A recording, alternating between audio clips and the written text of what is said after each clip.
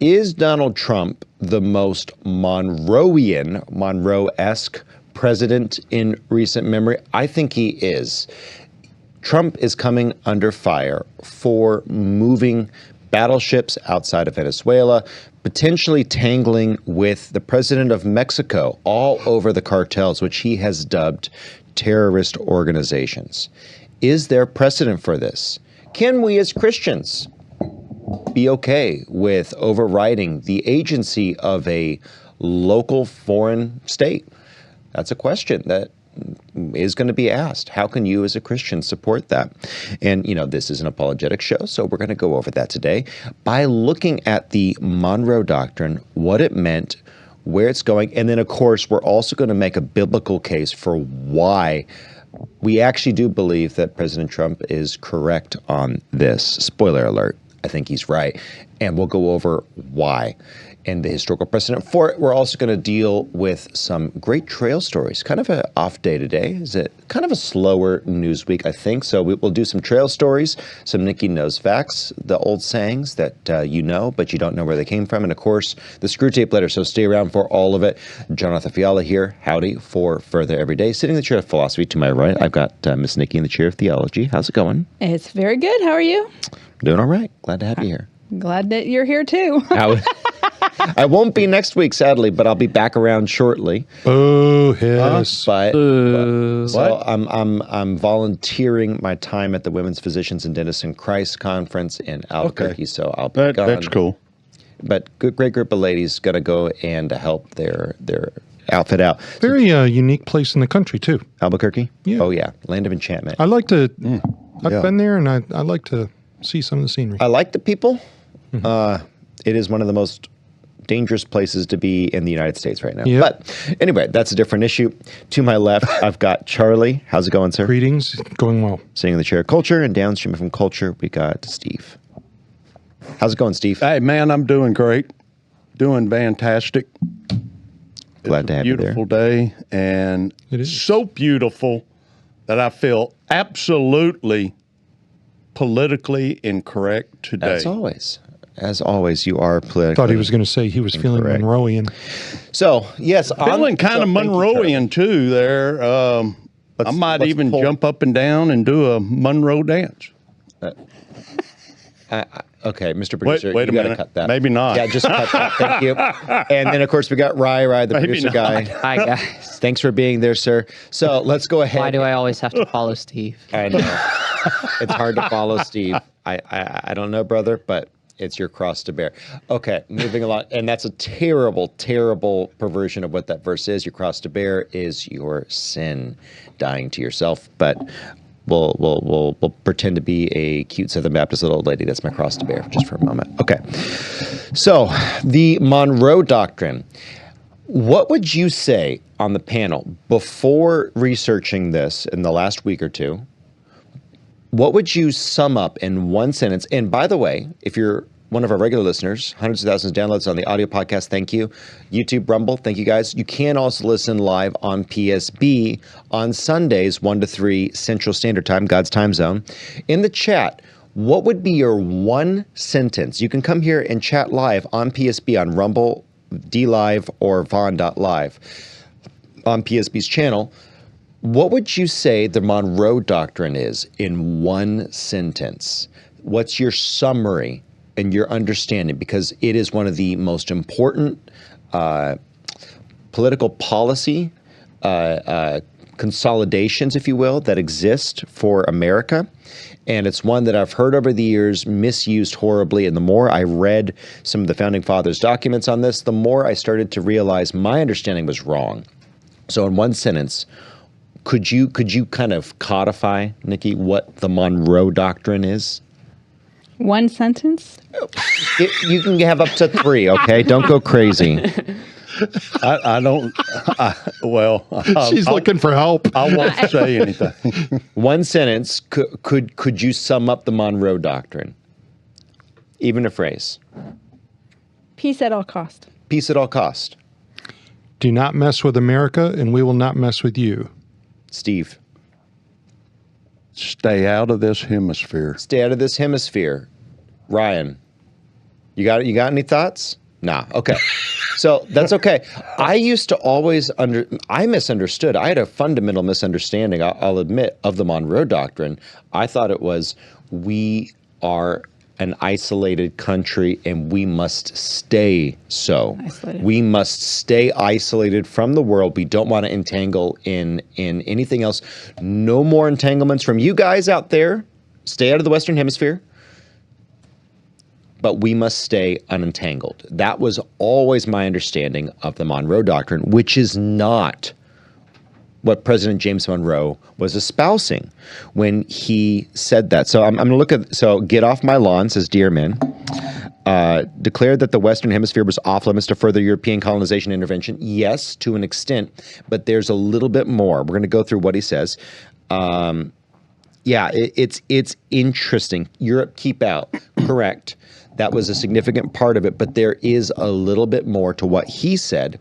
And then also we'll look at Washington, who's much more quoted in his farewell address as an isolationist. I don't believe Washington was a purist isolationist.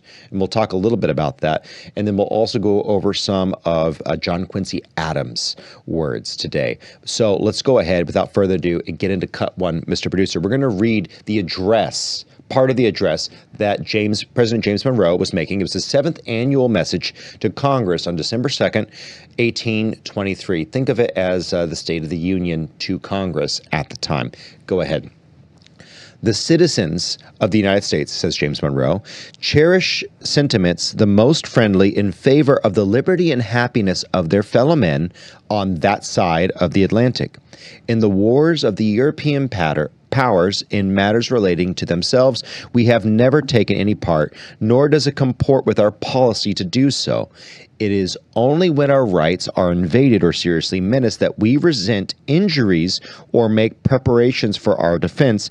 With movements in this hemisphere, we are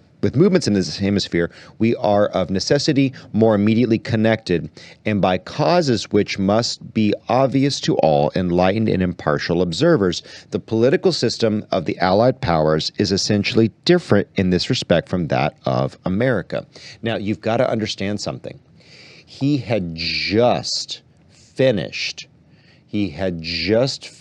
discussing a treaty that was partially brokered by America between Russia and the United States. Okay. Mm-hmm. So this is something that they had just done earlier that year. So people who say that it's not in the United States' interest to be involved in Ukraine. Wait a minute. To what level? To what level? Because there's a level as the world superpower, okay? As the world superpower, we have a serious, not obligation, but we have a vested interest in this. And Mr. Producer, you are correct. I had a different thing up on the screen, so thank you for taking that down. I actually want to read that part, so thank you for catching me, because I'm remembering this from Roe. I'm like, I must have missed it. Nope, thank you. You put the correct one up on the screen. So let's go ahead and read that real quick, because this is where he references what they had just signed into treaty with the Russian imperial government. Go ahead. At the proposal of the Russian imperial government made through the minister of the emperor residing here, a full power and instructions have been transmitted to the minister of the United States at St. Petersburg to arrange by amicable negotiation the respective rights and interests of the two nations on the northwest coast of this continent. A similar proposal has been made by His Imperial Majesty to the government of Great Britain, which has likewise been acceded to. The government of the United States has been desirous by this friendly proceeding of manifesting the great value which they have invariably attached to the friendship of the emperor and their solicitude to cultivate the best understanding with his government. Does this sound like a purely isolationist policy? No. No. What did we just broker? A peace treaty between I was going to say Russia peace. and Great Britain. In Great Britain, this is only 11 years after the resolution, no, not even 11 years, 9 years after the resolution of the War of 1812, because the resolution was in 1814. So this is 1823. These people, James Monroe, did not believe in an isolationist view, not a pure isolationist view. And we're going to look at Washington a little bit. But I do think that this is very, very much an important thing for us to look back on as people say that there's no precedent. By the way, half the things that Trump is saying about Russia, Obama said. Half the things that we are doing right now, we have already done. Brokering peace treaties between Russia and between Ukraine, we've done that sort of thing before. Invading South American nations for stability, we're going to get to that. Yeah, we've done that before with good reason. Can I say something here? Please do. And I'm not a Putin supporter, but I did watch a documentary on Putin, and I think we need to give him respect as a very strong leader. You should always respect people who are very powerful, because they didn't get there just, willy-nilly. They're there for a reason. But if you listen to Putin, Ukraine used to be very friendly with Russia. And now that Ukraine, in the last, 10, 15 years? I can't remember when it happened. But he said Ukraine was a U.S. and UK idea. They wanted access to their oil. And if you go back and you study that, so if you think Putin has some underlying bitterness and anger toward that, he does. No kidding. He does. And so we're absolutely meddling in that. Now, we can have a conversation about whether or not we should be over there at all, and now should we be there now? That's a different conversation. Right. But it's not outside of the purview of the past. And so Dearman said this, I missed this, sorry, Monroe Doctrine is about U.S. exceptionalism and expansion. That is the best encapsulation in one phrase I've seen. That is a fantastic encapsulation, because that is what it's about. So, and this is a very small country at the moment. Yeah. And I wanted to go to that. Yes. Of all the things for Monroe to do, this was a bold move on his part. We're brokering stuff between Britain, who we barely kicked out. And we're barely alive ourselves. Yep. To put this on the political map, if I could word it that way, to me was a really bold move on Monroe's part, and a good one. Yep. I'm not opposed to it. Needed to happen. Yeah. It's just that he did it. Here's the paradox. Trump likes to always project from a position of strength. Power. And it's the same thing. And Monroe was the opposite in terms of where he was at. America is powerful right now. They were not so powerful back then. We were a fledgling nation and barely a regional power, if that. Good Vibe says the U.S. government is also, wait, that wasn't what I was going to read. Canada and Mexico have had a direct effect on America, so I'm okay with the U.S. making demands of those two nations. 100%. Totally agree. And that's where we're going. That is 100% where we are going. So continue, cut 2, Mr. Producer. Yes. Okay. Awesome. You and I are aligned.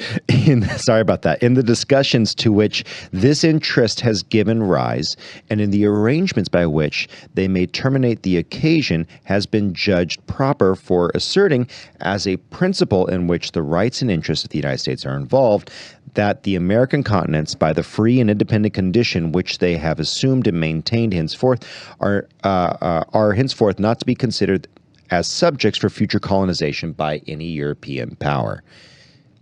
He's putting on his big boy britches and saying, whether or not they really exist, and saying, you guys may not colonize even South America. Stop. Spain, stop.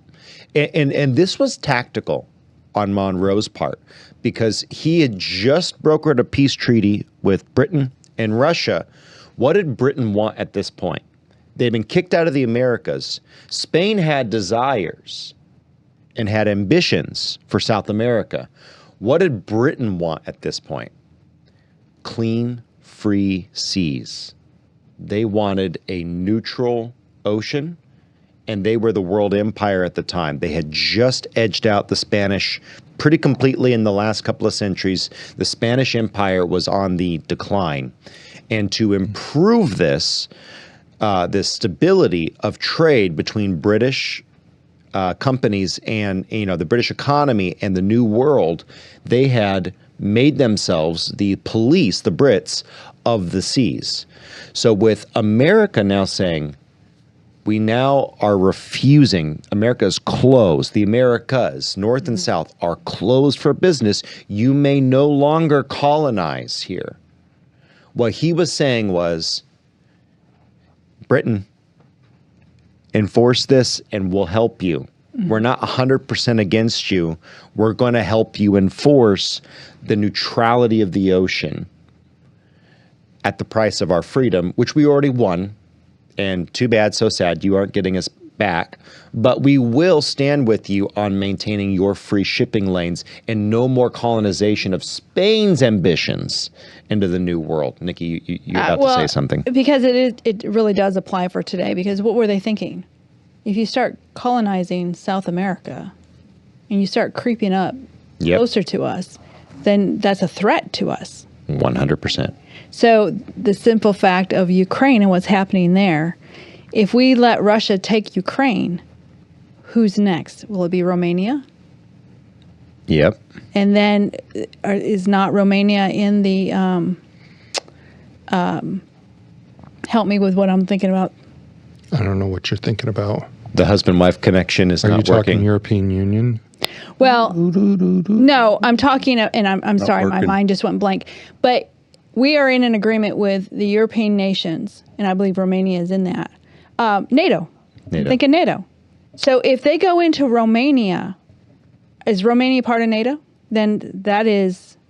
I'm not sure if they are. But No. if they go into Poland. Ukraine. Yeah, so we were not allowed in. So someone's saying this in the comment section right now, homeward bound.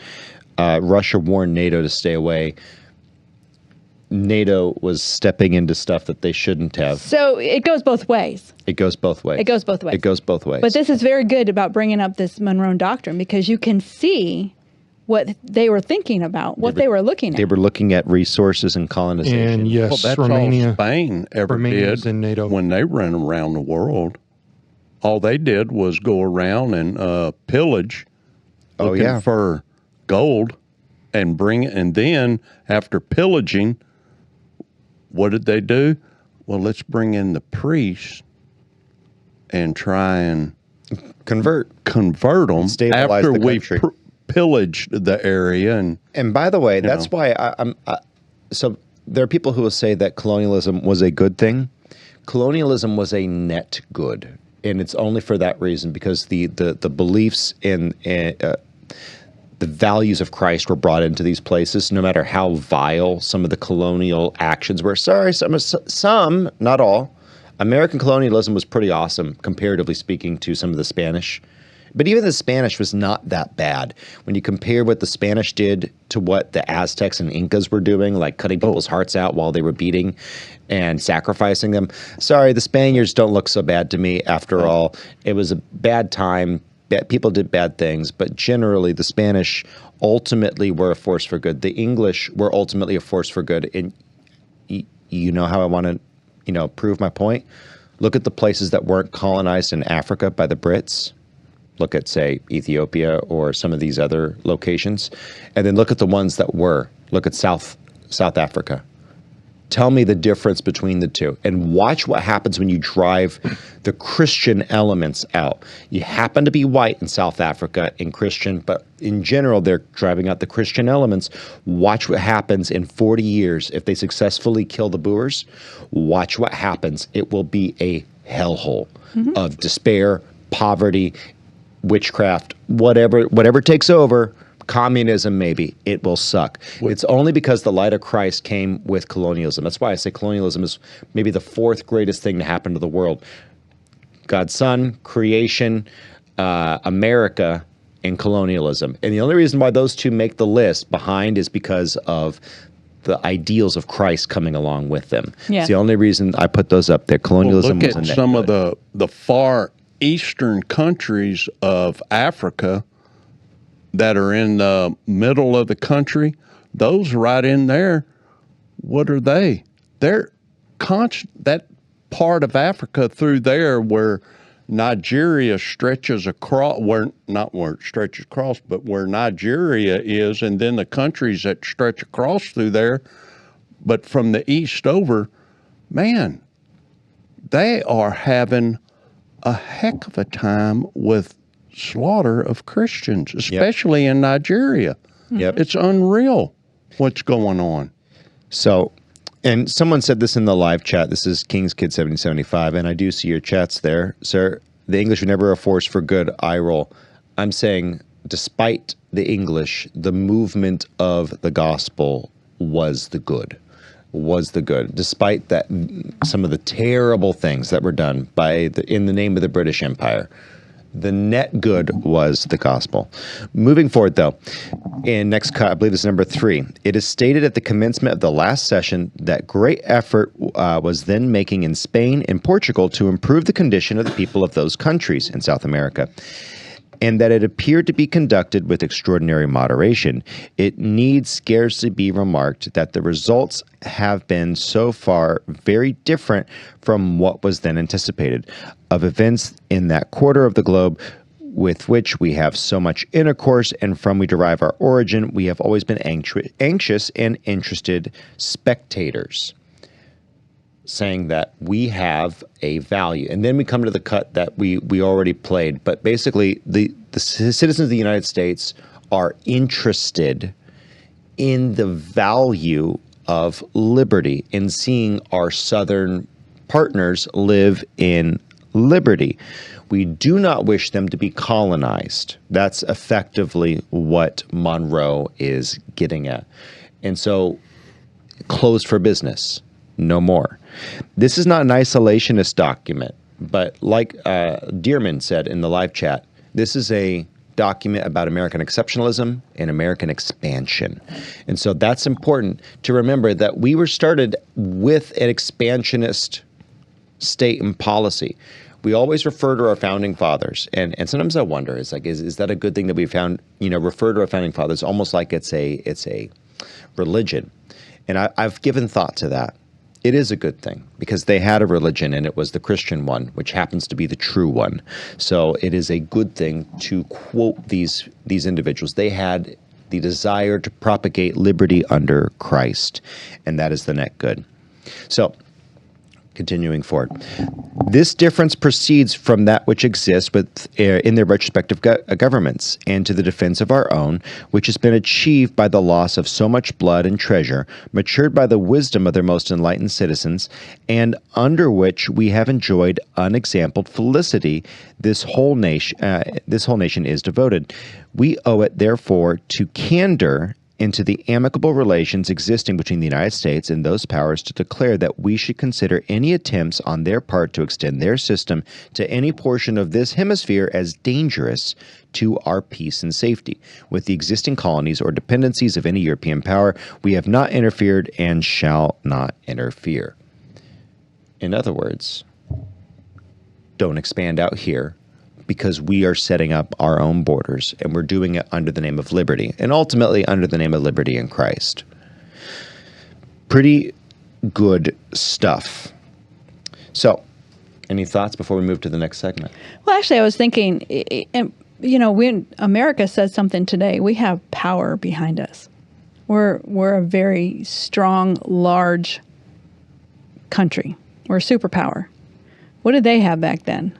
So he goes to make this negotiation, but what was he going to do if they did not? They didn't have a reputation for they're a brand new country. Young. Yes. But he was appealing, and this is the wise thing. This is the wise thing. And some people may think that this is nuts, or that we were entangling ourselves. Quite the opposite, I would say, to one individual in the chat. Just bringing that up. We're not entangling ourselves. We're quite the opposite. We're saying we are going to put up a front of peace through strength. A front of peace through strength. And that was the genius of the Monroe Doctrine, because he got, like you said, Great Britain to be that backer. Great Britain ultimately became they went from being our fiercest enemy Right. to the people who provided the peace and ultimately handed over. This is why this worked. And again, some people would have thought that this was a bad idea on Monroe's part. We inherited the kingdom from the Brits. Yeah. Only a century later. So it was actually a really, really good move on the part of Monroe. So moving forward to the next cut, Mr. Producer. But with the governments who have declared their independence and maintain it, and whose independence we have on great consideration and on just principles acknowledged, we could not view any interposition for the purpose of oppressing them or controlling in any other manner their destiny by any European power in any other light than as the manifestation of an unfriendly disposition towards the United States. In the war between those new governments and Spain, we have declared our neutrality at that time of their recognition, and to this we have adhered, no further entanglements, and shall continue to adhere, provided no challenge shall occur, which in the judgment of the competent authorities of this government shall make a corresponding change on the part of the United States indispensable to their security. In other words, and just again, to those who think that this might not have been a good move, he's saying, if you're having a war right now, we're not involved. We're not entangling. And this is why this doesn't interfere with Washington's no entanglements. And you have to actually read what Washington was saying when he said no entanglements. He was saying, I don't want to get bogged into treaties that will cause us to be wrapped into the affairs of other nations, because Europe is consistently moving. It's not settled. I do not want to have a treaty that is going to drag us into someone else's war. No, not for me. I'm for America. I'm for America's interest, is what Washington's point was. And Monroe's point is, we're not going to interfere with any of your current conflicts. We don't want to get involved in anyone else's conflict. And as we'll talk about John Quincy Adams, he says we're not looking for monsters to go and defeat. That's not what we're doing. We are looking for the benefit and well-being of our nation, which is a biblical principle. It is a good principle. We are looking for the benefit of our nation. We will go to the shores of Tripoli and kick some Muslim pirate butt. Are we going out there on Britain's behalf? No. Are we going there on Spain's behalf? No. We're going on behalf because our ships have been attacked. Yeah. We will go to the shores of Tripoli, across the world at the time. That was a huge undertaking. We will go over there and we will kick some butt. But it's for America. We will defend our southern neighbors moving forward because it's America's back door. We will defend for those reasons. That is the distinction between the world police, where we do everything on behalf of every nation, and saying, America first, we want to live under liberty. We're not installing Madisonian democracies on every single continent. It's not what the Founding Fathers wanted. We shouldn't be doing that. What they said was, if it's in America's interest, we will go across the world, we will hit you, we will bloody your nose, and if you want more, we're coming. And if you start to make things that look like an encroachment on our territory, we will come for you in the defense of our neighbors because they're our back door. Yes, Steve. Yeah. And you know what's interesting about this, when Monroe makes this statement and has this document written up, is that, this is after we had a war and defeated the most powerful country at that time. We defeated them in a war. So here's these other countries that go, hey, they defeated this country who had the most powerful people at the time. And Great Britain at the time was really broke. They were just trying to recover from all the wars that they were involved in. Yep. Correct. And they so were a power It was the perfect people time to be Yes. messed with. It was you the know? perfect time. It was a time within Providence, and it worked Yeah. out. Now, for Homeward Bound asking what Washington said, we're going to get to Washington's farewell address, which is the most commonly quoted. And by the way, rightly and wrongly so, you have to read what he was saying. It's not about zero wars anywhere ever, because clearly he didn't have an issue with us going to Tripoli. Clearly he didn't have an issue with Monroe. He didn't have an issue with a number of these other presidents. It was specifically, I don't want to be locked into treaties, and we'll talk about that. And I think we need to be very careful when it comes to Russia-Ukraine. We need to be very, very cautious. I think NATO is ultimately a net drag on America. And the EU has no say over what we do. We need to live at peace with our neighbors. I do think there is some value that's happened through NATO, but ultimately we carried it, and we have paid for their free health care and all these other nations. But that's another issue. Here's the thing, where Dearman says, common, ideal, legal immigration built the U.S., which is part of his statement, and then it goes on, illegal Eastern and Southern illegal immigration will be its undoing. But here's the thing, legal immigration didn't build the U.S. It was settlers that built the U.S., which is a difference. It was settlers. So we came with a set of values, and we talked about this before. This is not a nation of immigrants. It's a nation of settlers. Lin-Manuel Miranda. Say what? Lin-Manuel Miranda. Yeah, exactly. This is something that we are a nation of settlers. We came in, we settled this nation, and we did it for a reason. And you really look at the ideology of the Mayflower. It was, we are going to raise godly people in a nation that is new, mostly uninhabited, and a place where we can grow and we can put out our manifest destiny. Illegal immigration and immigration that does not comport with the ideals of what was settled is foreign and hostile. Sorry, you can be of another religion. I'm not saying that every immigrant must be Christian when they come in. That's not what I'm saying. But you must hold the ideals that are compatible. We all like to complain, at least my family does. Oh, we used to leave the keys in the car, blah, blah, blah. We used to leave the door unlocked. You know what?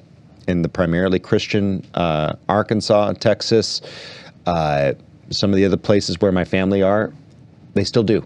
They still leave the key in the ignition. They still leave, but you know what they have? A homogenous Christian population. And it's not necessarily white, not necessarily black. You look at the safest states in the United States, they're Maine and New Hampshire, primarily white, but primarily Christian descendant. They're primarily Christian descendant, and they have not been polluted by the secular Marxism that's in the public schools in the inner cities. Okay, so some people want to conflate the white and the black thing. It's not white and black. It's do they have the values of God? And we have a nation that was founded, and all the whites who settled off the Mayflower, they were here for Christ. They were here for Christian principles. That's the thing that tracks. That's the thing that across the board makes sense or doesn't. So anyway, just a quick tangent based on that live chat comment there. But I do believe that it is important, it is important to remember where we're coming from and where we're going to, because this was part of the manifest destiny, was that we were carrying liberty under Christ. Mr. Producer, next cut, please. And that's 7. Awesome. But with the government who has declared, wait, where are you? Are you on 7? You're on 7. Okay, very good. Okay. And the late events in Spain and Portugal show that Europe is still unsettled. Of this important fact, no stronger proof can be adduced than that the Allied powers should have thought it proper, on any principle satisfactory to themselves, to have interposed by force in the internal concerns of Spain. To what extent such interposition may be carried on the same principle is a question in which all independent powers whose governments differ from theirs are interested, even the most remote, and surely none of them more so than the United States. because you're looking at Spain. Spain was currently attempting to reassert their global dominance, and South America was their expectation. So this was clever statesmanship. And by the way, I really do think Trump, I am not a always Trumper. If you've watched the show long enough, you've heard me go back and forth, but I will absolutely give the man his roses when he deserves them. Him attempting to put a economic nexus between the United States, Ukraine, and Russia as a wedge is the kind of statesmanship that James Monroe was putting here.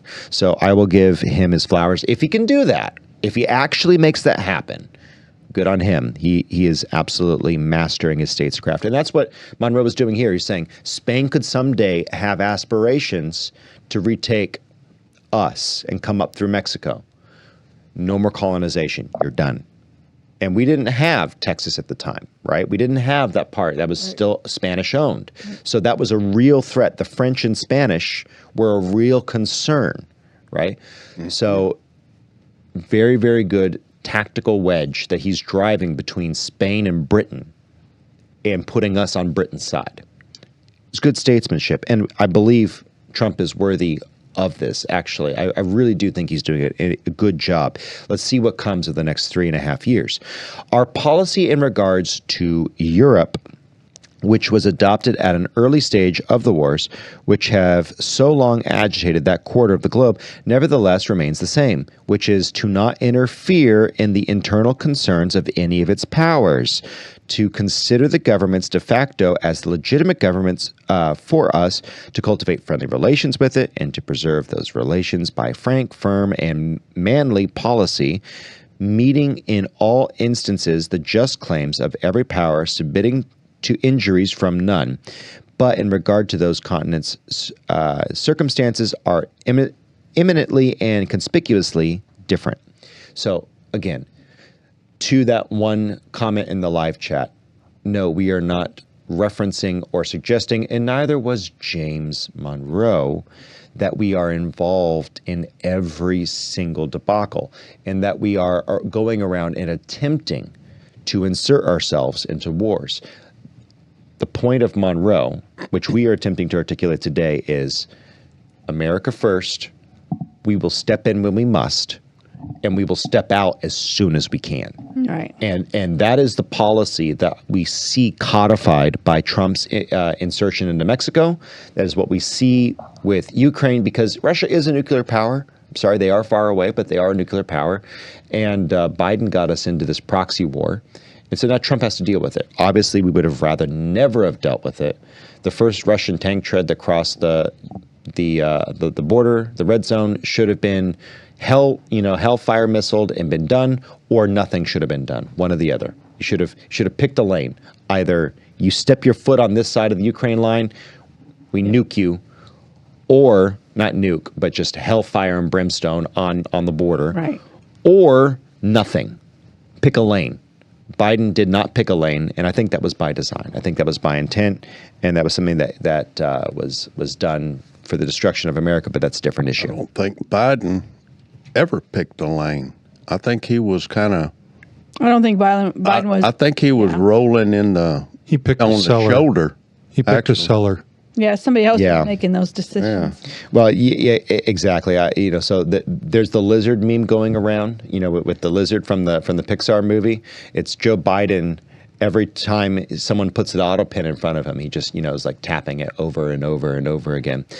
That's correct. That's what we saw. He was just a empty suit. Yeah, So it was an emergency lane. It is unfortunate. But next cut, Mr. Producer, which will be an interesting one. I believe it is the conclusion here of Monroe's address, at least as part of it. It is impossible that the Allied powers should extend their political system to any portion of either continent without endangering our peace and happiness. This is the crux of it. Nor can anyone believe that our southern brethren, if left to themselves, would adopt it of their own accord. It is equally impossible, therefore, that we should behold such interposition in any form with indifference. If we look to the comparative strength and resources of Spain and those new governments and their distance from each other, it must be obvious that she can never subdue them. it is still the true policy of the United States to leave the parties to themselves in the hope that other powers will pursue the same course. Now, 1775 in the chat. Now let's get to George Washington in regards to that, because what did we just say? We're not going to touch your countries. We're not going to touch your city-states, your colonies. We're not going to mess with any of that. But if you continue, we will consider an act of aggression, drawing a firm boundary and a line. No alliance, no allegiance to another country, no getting involved in another country's interest, purely speaking our own, and using Britain as a wedge between us and Spain, because Spain did have our southern and western border at the time. Okay, America wasn't what it is today. They weren't the contiguous 48. Spain was occupying California, Texas, etc. And the French was, holding what we now call the Louisiana Purchase. So we needed the wedge. So very, very intelligent. Contrast this with George Washington's farewell address, September 19th, 1796. Mr. Producer, go ahead and put it up. The great rule of conduct for us in regards to foreign nations is that extending our commercial relations to have with them as little political connections as possible. So far as we have already formed entanglements, let them be fulfilled with perfect good faith. Here, let us stop. No more entanglements. Europe has a set of primary interests, which to us have none or very remote relation. Hence, she must be engaged in frequent controversies, the causes of which are essentially foreign to our concerns. Hence, therefore, it must be unwise in us to implicate ourselves by artificial ties in the ordinary vicissitudes of her politics or the ordinary combinations and collisions of her friendships or enmities. So, what's he talking about? Well, what was popping off right now in 1796? What was just wrapping up? We had just finished Revolutionary War of France. What's Washington saying? No, France. We love you. We appreciate you. But no, we will not sign a mutual aggression pact. We will not sign a treaty that says if you go to war with Britain or with Spain, we will send our troops across. No. To borrow from the Chronicles of Narnia, the last battle, the dwarves are for the dwarves. The Americans are for the Americans. We are for America first. True America first policy. We will not entangle ourselves. What we will do is we will say, if you attack other nations nearby, we now consider you a threat. Yeah. Because they were on our back door too. Really strong, robust policy. So, by the way, has this affected your view of Washington's no entanglements clause at all, or has this only enriched it? I've not really been super familiar with Washington's address until recently, and I think that when you look at what George Washington is saying here, I mean, obviously you want to look at the whole address, right? But we're looking at a couple of these paragraphs. And when you look at the great rule of conduct for us in regard to foreign nations is in extending our commercial relations to have with them as little political connection as possible. I can see where you're coming from with that point of we're not going to be signing treaties. And I think that's unwise because the moment that you start getting into that, you start opening up doors for which you, as a Christian, you have no control of. What happens if they were to go to war and we've signed a treaty that we're going to send people with you? Really? Is that the way we should be? I don't think so. I don't think that's what our Lord would want. Europe has has a set of primary interests, which to us have none or a very remote relation. Hence, she must be engaged in frequent controversies, the causes of which are essentially foreign to our concerns. Hence, therefore, it must be unwise in us to implicate ourselves. And I think this is what drives home your point. And so Dearman in the chat saying, why do we have 800? I noticed that. And so that, and then one more comment from Dearman, which I appreciate. NATO countries have neither the capacity or political willingness to help the U.S., so why is the U.S. in NATO? Thank you. Yes. Thank you. Correct. I think That's a question that President Trump has been asking, and rightly so. Well, yeah, and I think he's been forcing them to Pay more. And I think we should just Pull out. There's a little D handle right here. Yeah. For the Pull eject, out. we should just eject right out and leave. One of the things they said about the interest of Great Britain at the time also is when when America was created, it was an experiment. Yeah. We lived under kings at that time, and if you get yourself in a treaty, then again you're going to be under a king and the will of a king, and they knew how that all went. It wasn't for the people, and so you cannot create an American experiment, in the America being an experiment, and then entangle yourself with a treaty with a king for a king. Absolutely not. I think, Dearman, I'm sorry, homeward bound there. I think you've got another great question there. What does NATO even do? And I think Sucks if you really the life off of the United States. Yes. We pay for all of their stuff. We put 5% of our GDP into protecting their nations from Russia while they buy Russian oil. Okay. So how backwards is all that? And then they say that they have free health care and we're barbaric. You know what? I'm over it. I am unbelievably over it. So just to move, go ahead, Steve. No, go ahead, John Arthur. Go ahead. Go ahead. What are you going to say, dude? I was just going to say, it'd be interesting to see what would happen to NATO if, like you said, we ejected ourselves and pulled our money. Oh, I know what would happen. I mean? They would have close to up pay. shop. So NATO would flop. Russia would be able to march on Poland. And by the way, I have no specific love for Poland more than the average, but they are a generally conservative country right now, and they have a good Christian atmosphere by comparison. I would hate to see Poland fall, just as a nature of that's an institution. It's an old nation that has been around. It's gone through a lot, and I would feel bad. So would I hold NATO up over it? No. Us pulling NATO out, but that would be the first one to fall. So I would feel terrible if we pulled out of NATO for that one reason. The rest of those countries can go suck a lemon, and they can suck Putin's lemon, because that's what they're going to get. They're going to get all the lemons all across, because Putin still wants to rebuild the USSR. He has every goal of that. So for those of you who think that Putin's awesome, I think he is formidable, but he is not a good person. I think he's a bully. I think he's formidable. He's a tyrant, and he's formidable and brilliant, and he should be treated accordingly. He is brilliant. He absolutely would march through Poland, and he would attempt to regain the glory of the USSR. He was part of the KGB during that era. And what Poland doesn't have? What don't they have?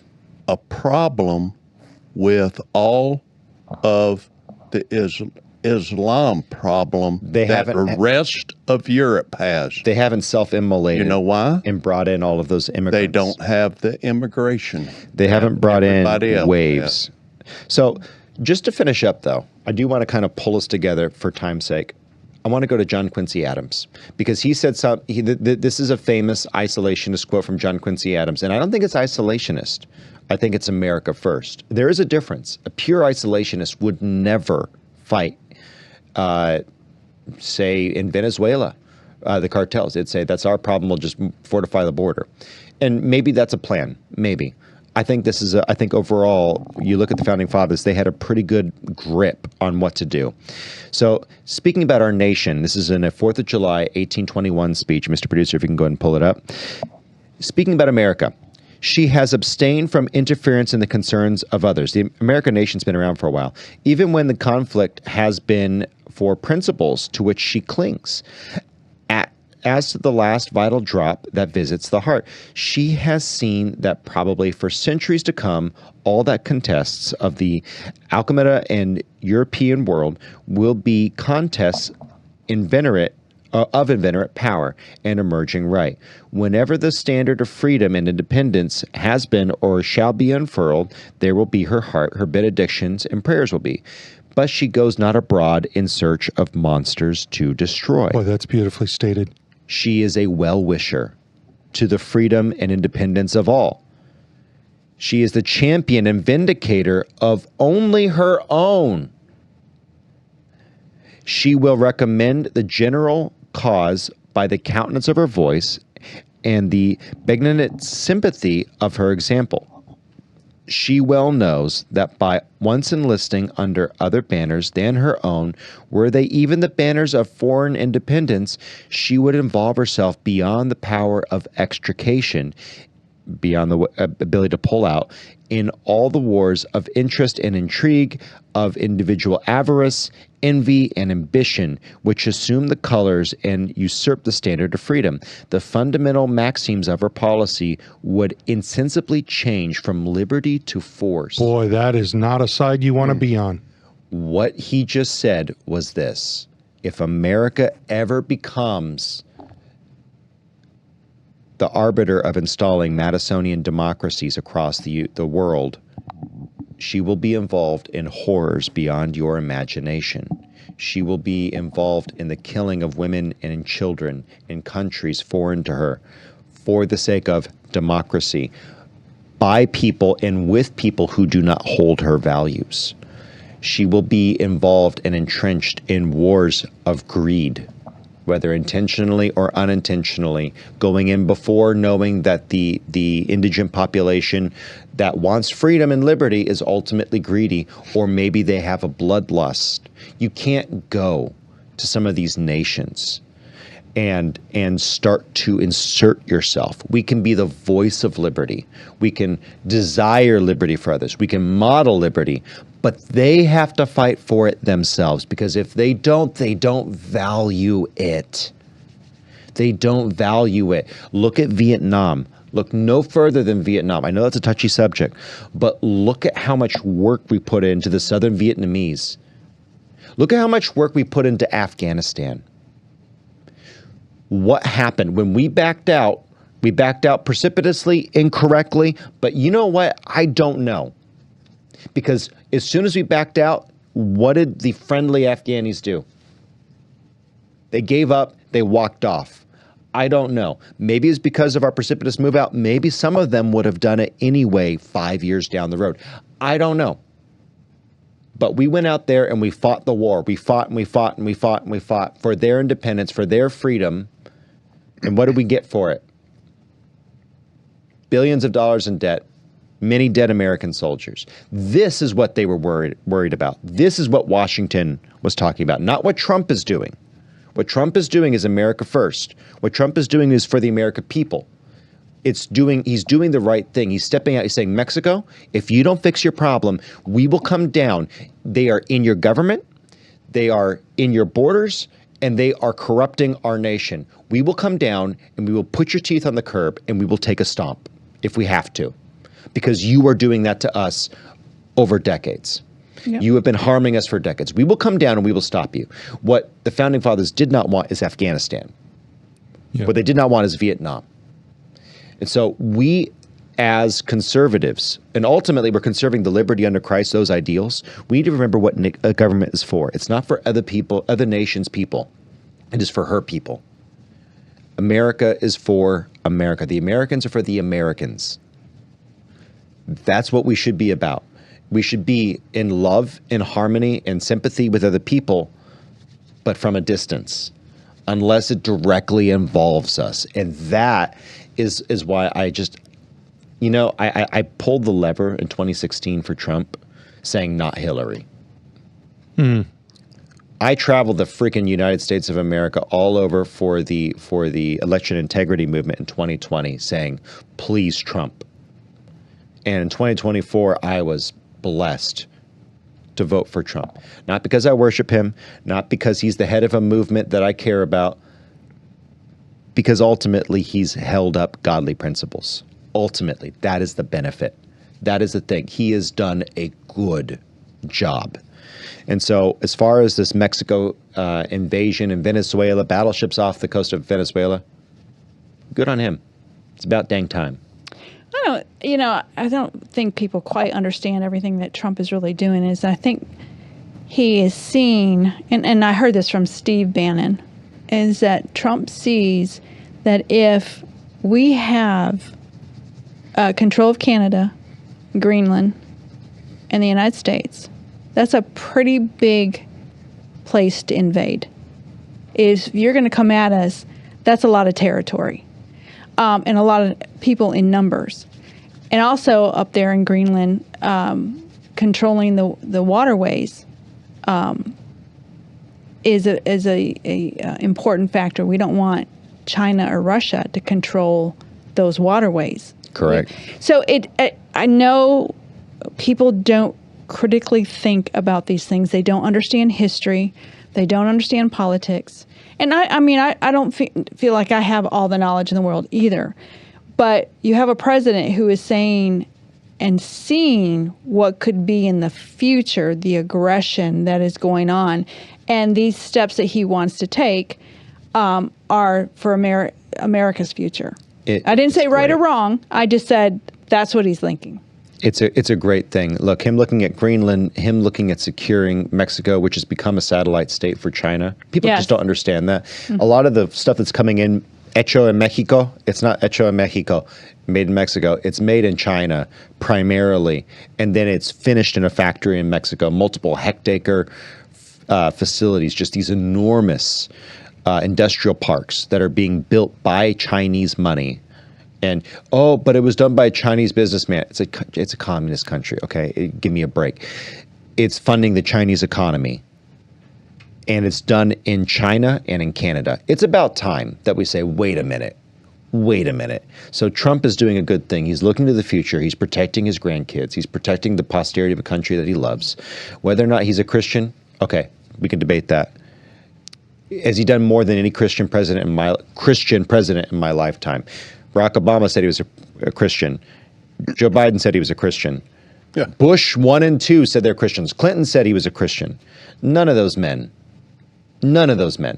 stood up, stood for Christian values. Totally agreed. So you know what? And to my God-blessed, wonderful Christian friends who still won't vote for Trump or they didn't vote for him because of whatever. God bless you.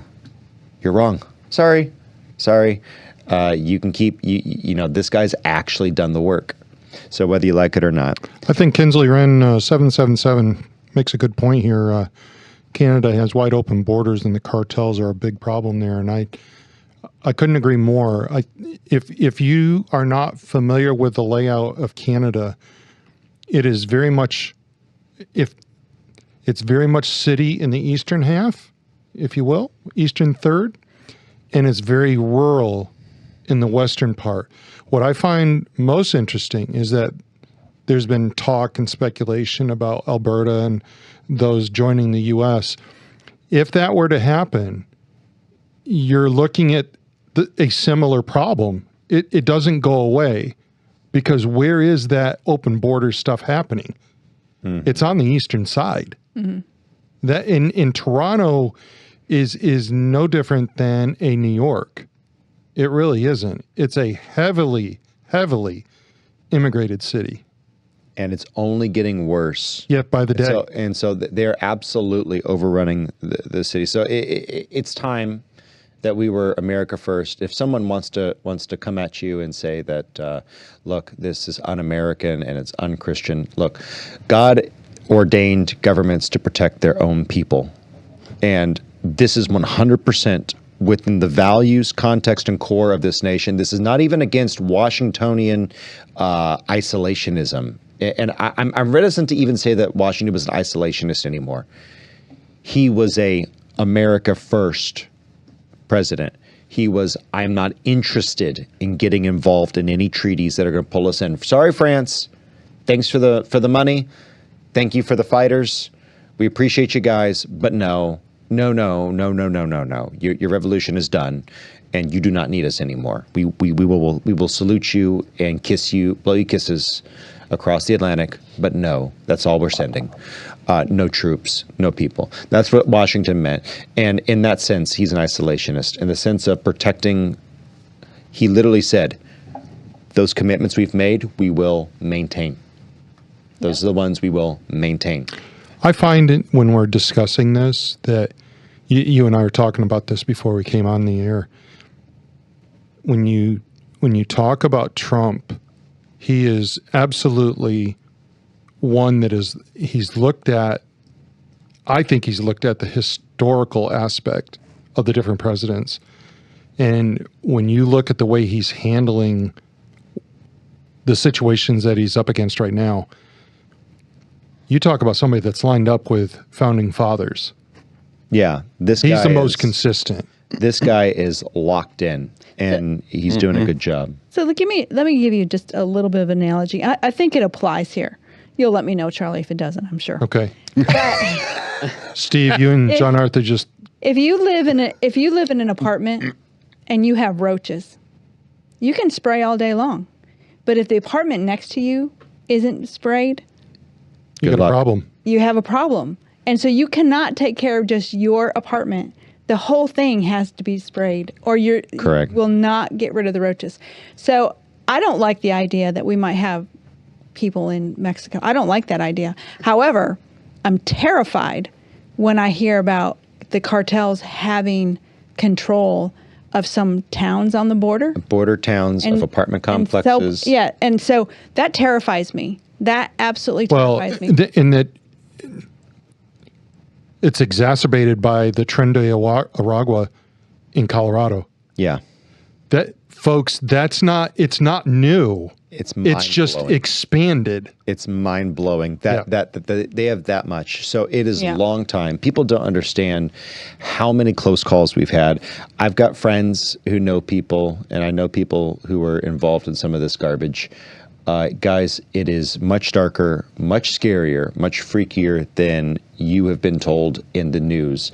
I'm talking about no-go zones where if a 911 call comes in for an ambulance, there are 4 police cars sent in with the ambulance because the ambulance will be raided. The people driving it, male or female, will be enjoying the Sodom treatment and then killed. And that is how it goes in these small areas that are basically on squatting property. That is the least of the frightening stories I could tell you. There are stories about dirty bombs coming in. There are all sorts of things that you have no idea.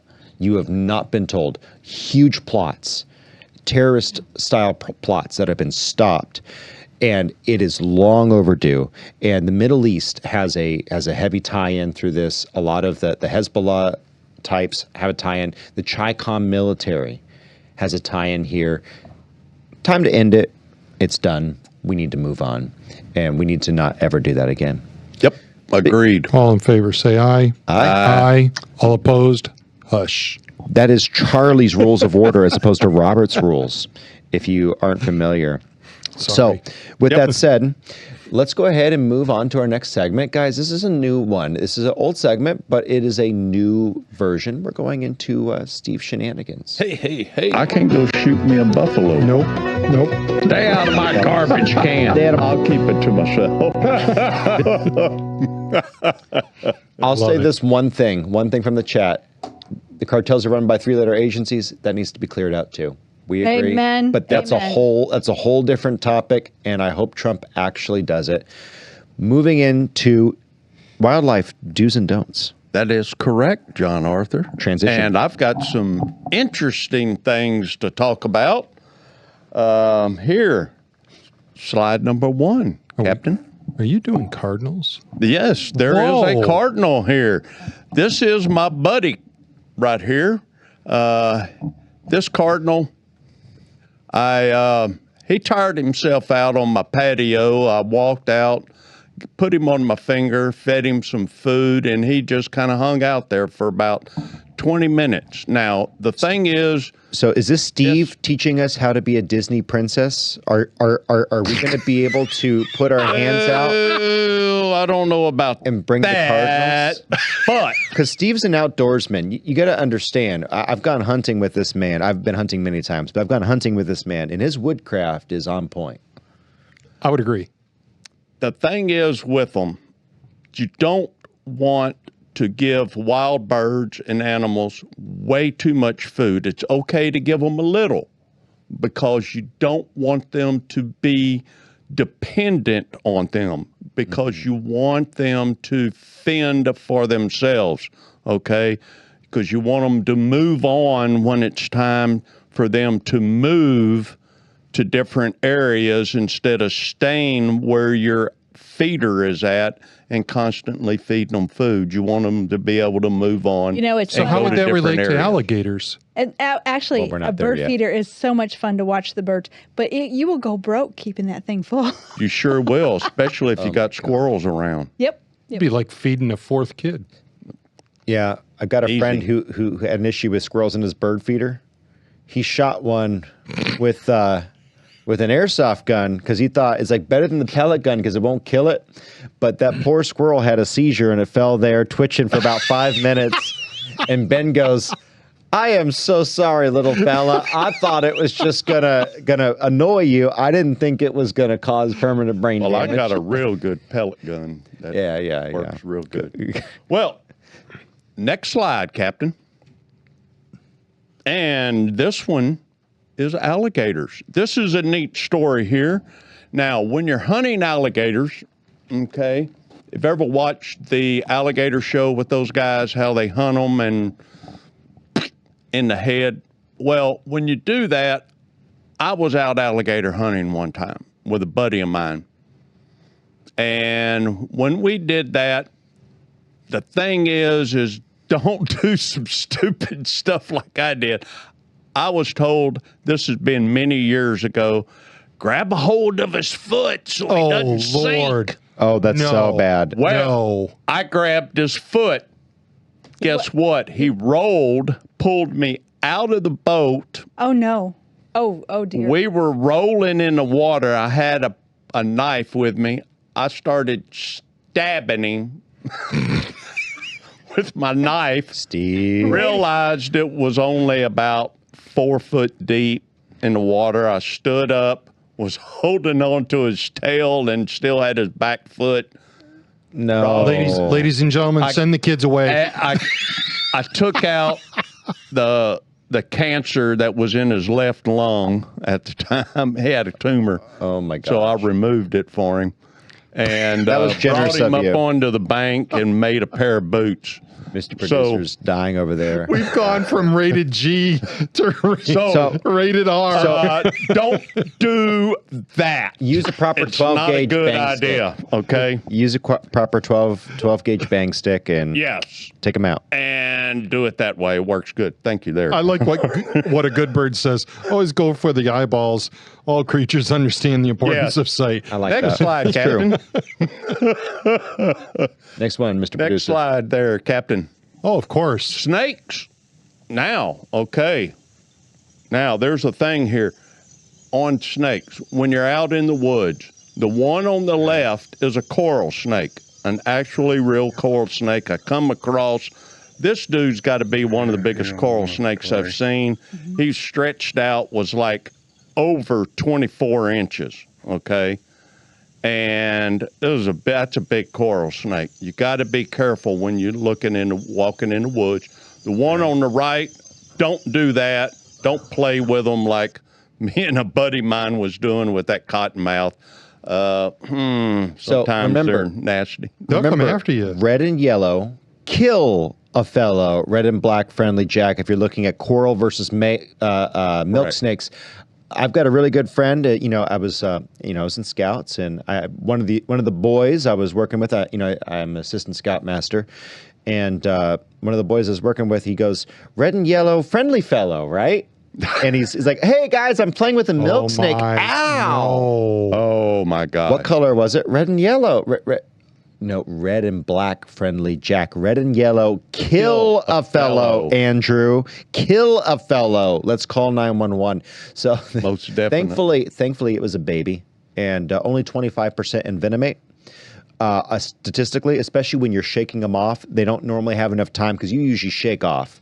About 25% envenomate, but you still need to go and get the wound discharged and washed, and you need to go for an antivenom just in case it got you.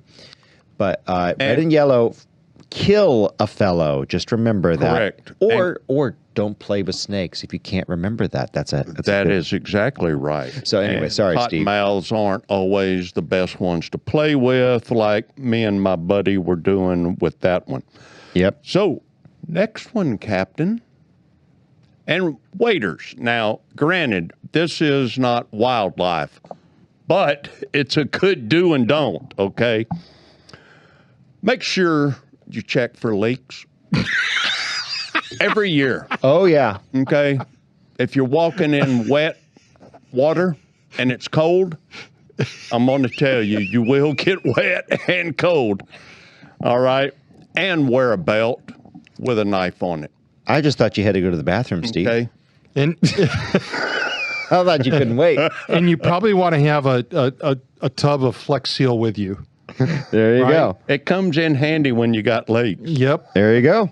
But for a belt and a knife, okay, because when you have a belt on, you have it tight around your waist. If you fall down or fall in the water, if you happen to be in a boat for some reason or whatever it is, if you fall out, the water will not go down past the belt, and you could pull that portion of the wader down and it doesn't fill up, you don't sink, the air stays in, and you'll float.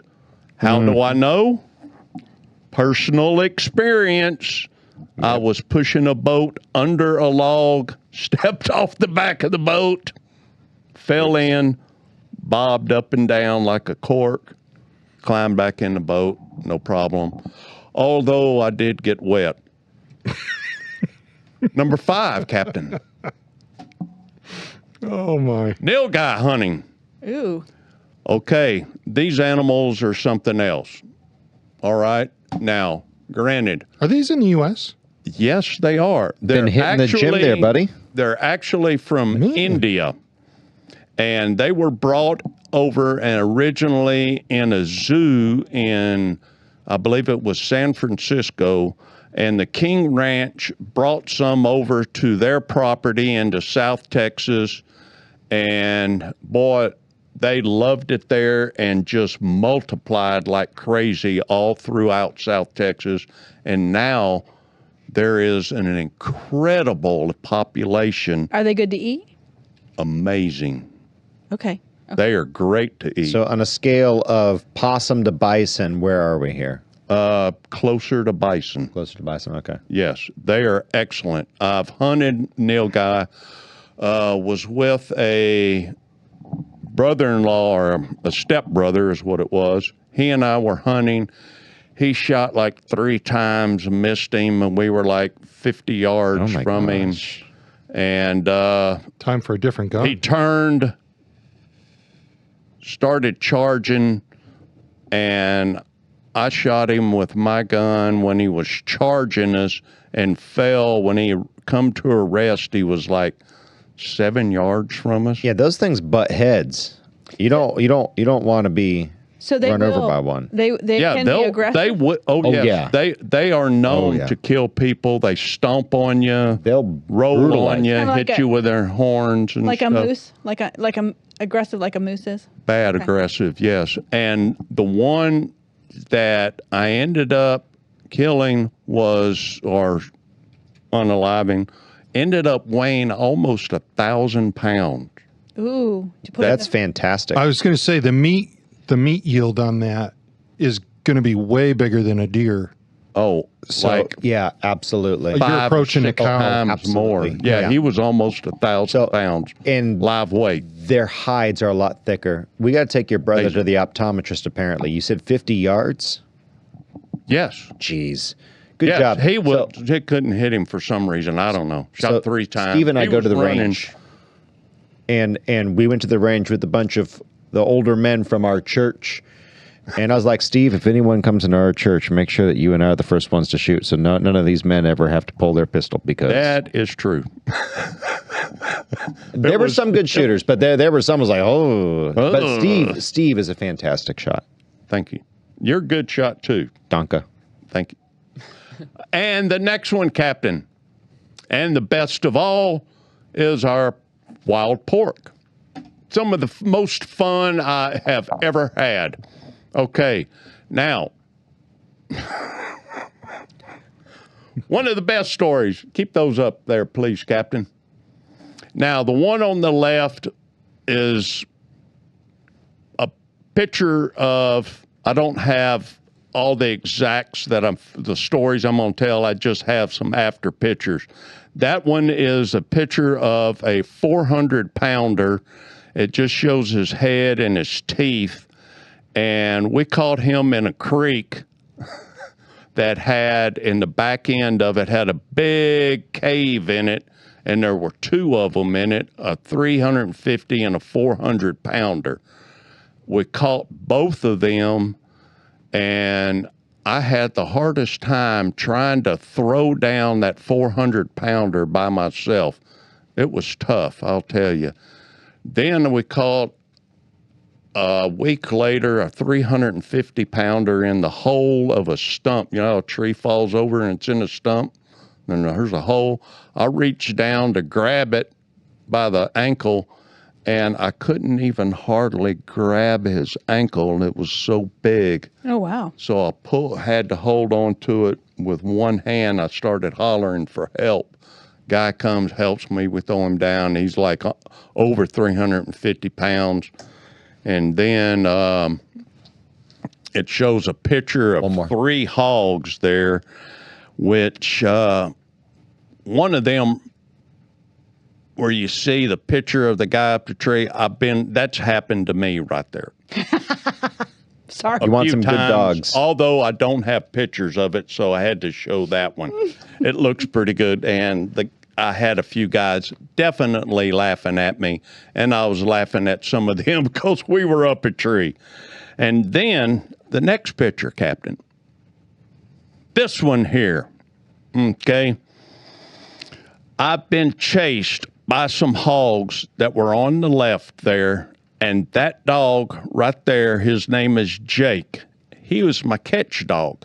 He has since gone to dog heaven. He was a fantastic catch dog. I've caught hogs upwards of 400 pounds with him.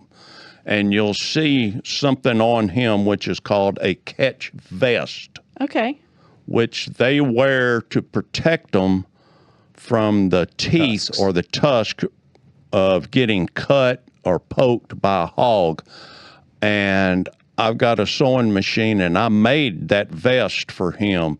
And those are probably some of the best vests made out there. That's called a wet felt that I make them out of, and they are fantastic. Man, that was a good dog. Man, I sure miss him. Yeah. It might be hard for you guys to see it on the screen, but it's pretty impressive because it's colored white and his dog is white. It's a good looking vest. It's what you would see on a bomb dog. Yeah. I tell you what, they're better than Kevlar. Kevlar is, to me, I've seen Kevlar just get shredded. Kevlar is not good for knives. You have to supplement Kevlar. Kevlar prevents shear ingress, but it does not prevent sharp cutting. You can cut Kevlar relatively easily by comparison to some other fabrics. So I've seen them just shredded after one hunt. Kevlar's a tool. It works where it works, and it don't work where it don't work. Correct. And then the last one, Captain, if you would play it, please, for us. And this one, I hope y'all enjoy, is about close to a 300-pounder we caught in a pen. You'll see how aggressive they are here. and he keeps charging. And actually, the video I had cut it down because it was about 2 minutes long. They'll tear you up. Yeah, they will. This dude right here had 2.5-inch teeth on him.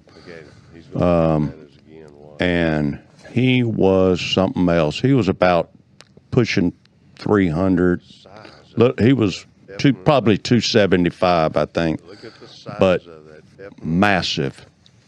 And he went in the Absolutely. freezer, didn't he? And I mean, yes, he was Growing up around the Aggressive. farm, aggressive, man. I'm going to tell you. I heard stories about younger kids getting absolutely mauled by boars. You got to be careful with an animal that size. If you have kids, you got to keep a good dog around. Well, Yeah. remember the story of the lady that was last year that was killed? It was a few years back, but she was, that was terrible. Just not too far from here. Yeah, wild pigs came out of the forest and killed that woman. So ate her partially. Yeah. I had two here from Kinsley Wren that I wanted to when she said my husband hunted wild boar in Texas with the Clint Eastwood gun, 44 or 45. Oh, question. there you It's go. 44 if it's the Clint Eastwood gun. And then this is interesting. Anyone hear about the wild boar in Cali, blue inside, it's rodent side. Yes. So that I have not heard about that. I've been but reading about it. it wouldn't surprise me. That is something you got to watch out with. You got to remember that nuisance animals, they eat whatever they eat, and you are what you eat, and so are they. So make sure your food chain is clean. It is When you a clean- certain 2 or 3 county area Where they've that they're been doing doing stuff. this, where they have a real bad rat problem in their fields where they're doing all of their Yeah. farming and stuff, and they're putting it out, traps Stop out, putting and the crap into the hogs are food going and getting the rodent side out of the traps. Guys, it's the perverse consequence. Be careful what you eat. That's why God didn't want us to eat pigs. Now that we're a little bit smart, like at least we know, like somewhere in there, he told Peter, it's okay. I'll call it clean. You can eat it. Just be aware. Same with shrimp and with crawfish. I'm sorry for those of you who love crawfish, Steve. I've had crawfish in aquariums over the years. I've seen what they will eat, or rather, I've seen that they will eat anything. I have no desire.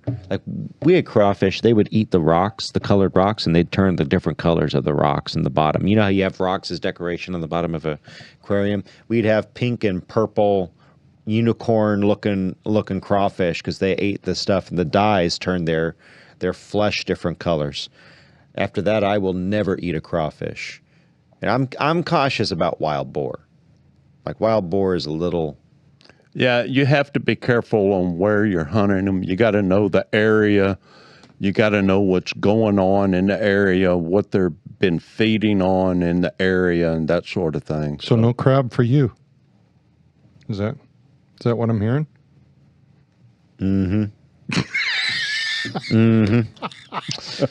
All right. So moving on He's to a little Nikki. crabby, isn't he? Nikki knows facts. Oh my goodness. So I hope y'all enjoyed that little trip on the That's, do's and don'ts. That was good. Yeah, Thank you, Steve. Yes, sir. don't want to be poking pigs and I don't want to be poking snakes. Do you have your papers? Are you? No. So Did I leave them somewhere? Yes, you must have left. y'all have to share papers or just riff. Well, no, you guys he know was gonna this. he was gonna do two, and I was gonna do two. And Charles. Okay, so Rai, the Nikki knows producer that. guy, you got to help me, dude. You got to bail me out on that desk behind you. There's Right, probably Captain, two you better No. not. papers. I got it. I got, got it. it? Just keep going, guys. Keep rolling. What are y'all doing? Don't slow. Captain, just do your job. Don't worry about Charles. So we decided. It's his fault. Yeah. Yes. Sorry, I should have reminded you, I guess. But we're doing phrases, famous phrases that we hear. And what's the backstory on these phrases? So the first one is Saved by the Bell. Let's pull up that. I love this one. Saved by the Bell. And the meaning is rescued at the last moment. Now, let's hear what maybe the backstory is. There is a widespread notion that Saved by the Bell originated as an expression that relates to people being buried alive, which is disgusting. But we do know that in the old days, that sometimes they would think somebody was dead, and then that person would wake up. The idea was that if someone were comatose and mistakenly pronounced dead, they could, if later revived, ring a bell. So this bell would be attached to the coffin, and when you hear the bell ringing, you could open the coffin and save the person. Saved by the bell. Now, the idea certainly was real about people being afraid to be buried alive. Now, here's some quotes from people, prominent people, about being buried alive. And this is Lord Chesterfield in 1769. He said, "All I desire for my own burial is not to be buried alive." I'm thinking that's telling. That is so telling. Do you have a bad relationship with your wife? Is there something going on here? That's my thought. Here's George Washington, his deathbed request. "Have me decently buried, but do not let my body be put into a vault in less than 2 days after I'm dead." Because he wanted to make sure that he was really, really dead. So that's kind of very interesting. By the way, this can go back to biblical times. I was going to say this has a biblical application. Because it was, Christ was in the grave 3 days. Well, let's start with Lazarus. Mm-hmm. Why did Jesus wait to go? Because they didn't really consider him dead until 3 That's days right. later. Yeah. Right. Greater purpose was at play there. Keep going. I'm sorry. Frederick Chopin's last words. Chopin. Thank you. "Swear to make them cut me open so that I won't be buried alive." Wow. Yeah. I'd rather be seppuku'd than buried alive. That's what I just heard. So here's some things that people did. They decided to create these safety coffins. Now, some were even patented in England and the U.S. These were known, as I just said, safety coffins, and designs were registered in the 19th century and up to as late as 1955. The example is the improved burial case. This was patent number 81,437,000 by Franz Vester, Newark, New Jersey, in August 25th, 1868. Now listen, as well as a handy bell, Vester's device had the novel enhancement of a glass screen to view the coffin's occupant. Ew. Presumably, the mourners could wave to the deceased. And if they waved back, they knew something was wrong. Yeah, I think so. Yeah, I would think so, huh? Hey. I would think so. Okay, Hey. wow. I'm just laying here. Yeah. Hey. Wow. Yeah. Let me out.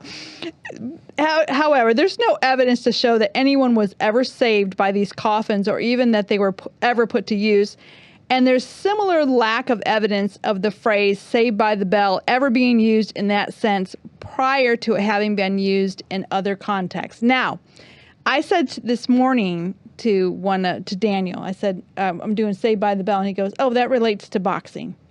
First thing he said. Yeah. So, in fact, the expression is boxing slang, and it came into being in the latter half of the 19th century. A boxer who is in danger of losing a bout can be saved from defeat by the respite signal by the bell that marks the end of the round. Yep. And I think if any of us here, which I have watched any of the heavyweight bouts, especially back to Muhammad Ali and whatnot, there were times when there would be guys that were, quote unquote, on the ropes. And it's the end of the round and that bell goes off.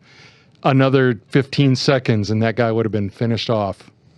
So the earliest reference to this can be found in the Massachusetts newspaper, the Finchburg Daily Sentinel, February 1893.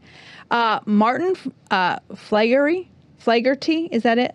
Flattery. Flaherty. Flaherty Flaherty. defeated Bobby Burns in 32 rounds by a complete knockout. Half a dozen times, Flaherty was saved by the bell in earlier rounds. It means So- he had the endurance to get all the way through, so that's what saved him. I would say, just as a note to this, if you remember a few weeks ago, it was on the news that this person was presumably dead and they were going to harvest his organs, and he woke up on the operating table. Yes, and so Was he that's waving happened. at him? No, but that's a huge argument, by the way. That revived a lot of the argument against organ donation because the brain dead state is not.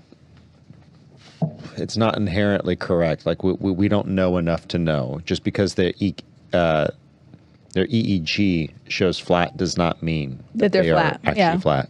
Right. I'll let Charlie I've been do this. hearing. I've been doing some reading on that. Yeah. Yeah. Anyway. Yeah.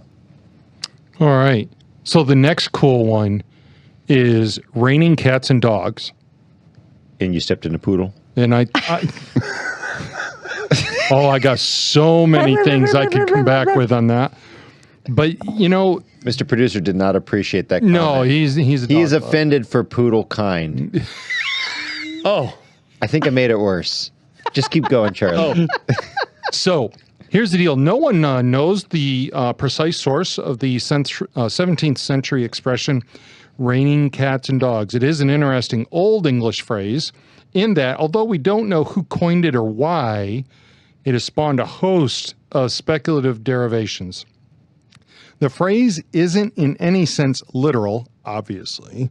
It doesn't record an incident where cats and dogs fell from the sky, but small creatures of the size of frogs or fish do occasionally get carried skyward in freak weather, but there's no record or of groups of them being scooped up in that way and causing this phrase to be coined. Not that we need to study meteorological records for that. So listen to this. Jonathan Swift described the streets being awash with dead bodies of animals in his satirical poem, A Description of a City Shower, first published in the 1710 collection of the Tatler magazine. Sweeping from butchers' stalls, dung, guts, and blood, drowned puppies and stinking sprats, all drenched in mud. Dead cats and turnip tops come tumbling down the flood. Yeah. Now, the poem is satirical. It's a denunciation of contemporary London society, and its meaning has been much debated.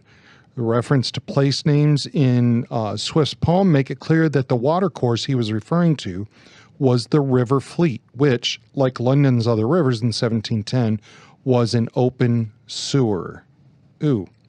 Dead animals would have been thrown into the fleet, and accumulated debris, which may have included cats and dogs, could have been washed down in heavy weather. So it is plausible, at least, that dead cats and dogs may have been seen in rivers during rainstorms. The fact that Swift had alluded to the streets flowing with dead cats and dogs some years earlier, and later used rain cats and dogs explicitly, seems to point to a picture, in his mind at least, of cats and dogs being carried away in a flood. Whether Swift coined that phrase or not, whether he meant that to be a reference to the animals being washed through the streets in heavy weather, is entirely speculative. I have seen some dogs in a bayou before, but I threw a stick out there and told them fetch. Yeah. That's how you did that. That's how they got out there. That's an interesting one. And if you think about London, it's a perfect place for that kind of thing to be coined. Yeah. I think. That doesn't surprise me. And we say that all the time. It's raining cats and dogs. We say it's Yeah. pretty typical for us to say that. Now, here's a fun one. Let's talk about spill the beans. I Shall did we? that last night. Yeah. Where do we? Well, I don't want to know. don't. I spilled a bunch And of that's beans. the conclusion of today's Nikki Knows Facts. I don't want to know about what happened with your beans. I spilled some beans. I said, they were pintos. This is an interesting one. So listen to this. Derivation of this expression is sometimes said to be a voting system used in ancient Greece. The story goes that white beans indicated positive votes and black beans negative. Votes had to be unanimous. So if the collector spilled the beans before the vote was complete and a black bean was seen, the vote was halted. It's plausible, but doesn't account for the fact that the phrase is first found in the 20th century, early 20th century. Spill has been used as a verb with a meaning of divulge or let out since at least the 16th century. Edward Hellows Guevara's Familiar Epistles, 1574, contains an example of that usage. Listen to this. Although it be a shame to spill it, I will not low to say that which his friends said unto me, or have said unto me. Although it be a shame to spill it. Now, that let out meaning was probably influenced by an earlier meaning of spill. That is, kill, and the subsequent usage of spill blood, which was in common use by the 14th century.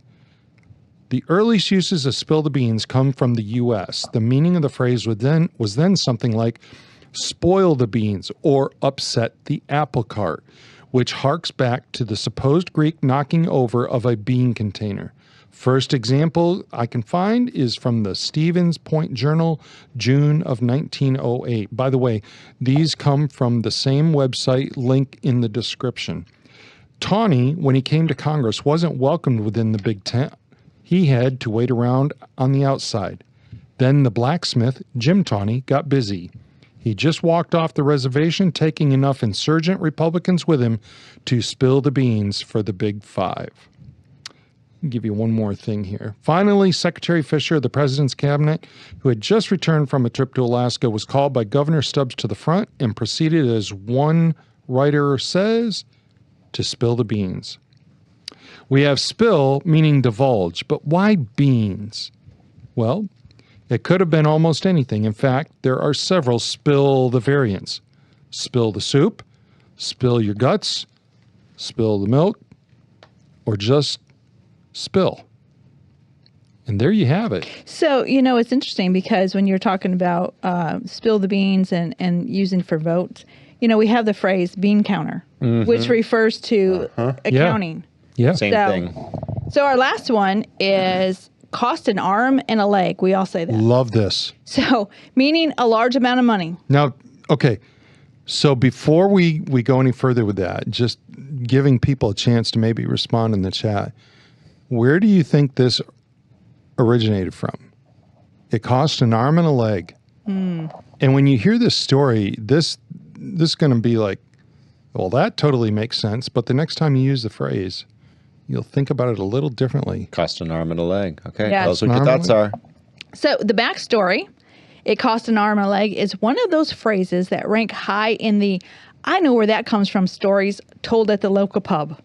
So in this case, the tale that a portrait painter used to charge more for larger paintings, and that a head and shoulder painting was the cheapest option. Now, if you wanted a larger painting where you actually had your arms and legs, painted along with your head and shoulders, in the proper proportion. Yes, it would cost more money. However, I don't know if this is true. There says that there's no truth in that story. Painters certainly did charge more for large pictures, but there's no evidence to suggest they did so by limb count. You never know. Maybe somebody did, I could put your limb on top of your head. I think Rachel could do a picture of me, and she wouldn't charge me anymore for my arms. That's true. In any case, the phrase is much more recent than the painting origin would suggest. It is, in fact, an American phrase, coined sometime after World War II. The earliest citation found was in the Long Beach Independent, December 1949. Now, this is a food editor, Beulah Carney. They had more than 10 ideas for the homemaker who wants to say Merry Christmas and not have it cost her an arm and a leg, which means a lot of money, of course. Yep.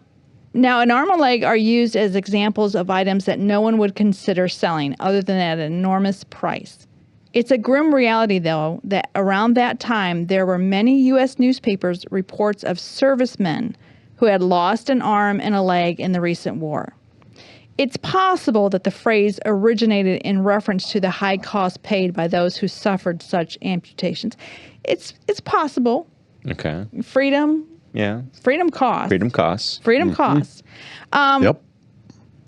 A more likely explanation is that the expression derived from two earlier phrases, I would give my right arm for this, and even if it takes a leg. Well, we do say I would give my right arm. So, which were both That's the coined. nice one. Yeah, which was both coined in 19th century. Now, the earliest example that I can Maybe find. my little toe. Maybe your little toe, yeah. Maybe. Yeah. Is in a former print, is in print in the 1849 edition of Sharp's London Journal. And this is what that says. He felt as if he could gladly give his right arm to be cut off if it would make him at once old enough to go and earn money instead of Lizzie. So just that phrase is in that print. And It's going been back. around for a long time. Yes. Cut off my arm for. Yes. Boy, that's a lot. I'm telling you, you're going to look at this different, aren't you? Yeah. Yeah. So I mean, that's a large price to be paying, your arm. your leg. That's it. Your firstborn son, that kind of stuff. Now, the second phrase is American, and an early example of it is given in this heartfelt story from the Iowa newspaper, the Burlington Daily Hawkeye, July 1875. A man who owes 5 years' subscription to the Gazette is trying to stop his paper without paying up, and the editor is going to grab that back pay if it takes a leg. There you go. Of course, if you're in the mob, I'll break your leg. I'll break your arm. So that's Here's where that comes from. It's pretty wild. Interesting. All right. Some of these phrases, I think sometimes we have to be careful with the phrases that we use. I mean, these are Fine. fine. These are benign, but some of them you don't know. Yeah. I love So I had to tell my dad that smoochy coochie was not a good thing to say because he had heard it in a song years ago and he didn't know what it meant. And I had to go read him the definition of both. He goes, no. It's like, yeah, that's what that means. So be careful what phrases you say. use. Now here's so- one. Big kuya kuna. If it costs a penny for your thoughts and you have to put your 2 cents in, Who gets the other penny? I love like it. that. I love it. All right. Love it. So with that said, this has been Nikki Knows Facts. yeah. Moving into the screw tape letters as we Yay. wrap up the hour. So, Yes. the screw tape letters by C.S. Lewis. Next slide, Mr. Producer. So, real quick, if you have not been with us, the screw tape letters are a series of correspondence between two demons, Screwtape the Elder Mentor and his apprentice Wormwood. In this correspondence, Screwtape encourages Wormwood in how to tempt Wormwood's human quote-unquote patient, a young man in World War II era Britain.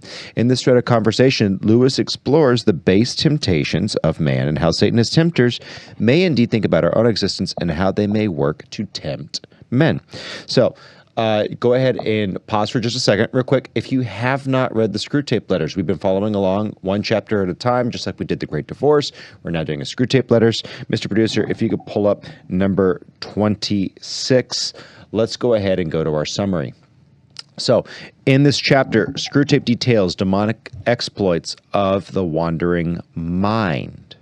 Screwtape is dealing with the wandering of the mind here. Screwtape encourages Wormwood to encourage the patient's mind to wander into hypotheticals and never dwell on the state of the patient's true heart and God's goodness, but rather on vain and melodramatic potential situations and outcomes, preventing the patient from ever contemplating reality as it really is. This is Satan's main attack on us. Yeah, this is Satan's main attack on us, where if he can get us to focus on not reality, because who is reality? Who is truth? Jesus Christ. That's right. Jesus Christ. On a metaphysical level, truth itself has a name, and it's truth himself. And if I could just stop us here real quick for a quick point. Of all the things that we pay attention to in our world, especially as Christians, we pay attention to too much TV. Too much lack of amusement, as Charlie likes to say all so often, and he's correct.